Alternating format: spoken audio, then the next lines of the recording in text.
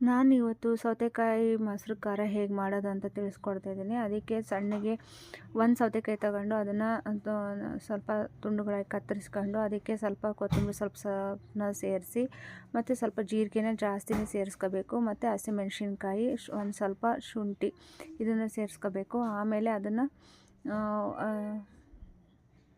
ಸಣ್ಣಗೆ ಪೇಸ್ಟ್ ಮಾಡಿ ರುಬ್ಬಿಟ್ಕೋಬೇಕು.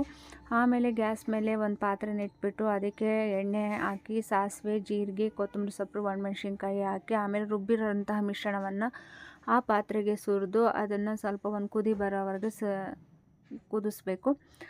ನಂತರ ಅದಕ್ಕೊಂಚೂರು ಚಿಟಿಕೆ ಅರಿಶಿನ ಸೇರಿಸಿ ಕುದಿಸ್ಕೋಬೇಕು. ಆಮೇಲೆ ಅದನ್ನು ಸ್ಟವ್ ಆಫ್ ಮಾಡಿಬಿಟ್ಟು ಅದಕ್ಕೆ ಸ್ವಲ್ಪ ಮೊಸರನ್ನ ಸೇರಿಸಿ ಅದನ್ನು ತಿರುವಿದಾಗೆ ಸೌತೆಕಾಯಿ ಮೊಸರು ಖಾರ ತಿನ್ನೋದಕ್ಕೆ ರೆಡಿಯಾಗಿರುತ್ತೆ. ಇದನ್ನು ದಿಢೀರ್ನೆ ಸಾಂಬಾರು ಏನು ಇಲ್ದಾಗೆ ಮಾಡ್ಕೊಂಡು ತಿನ್ಬೋದು. ಅನ್ನಕ್ಕೆ ತುಂಬಾ ರುಚಿಯಾಗಿರುತ್ತೆ.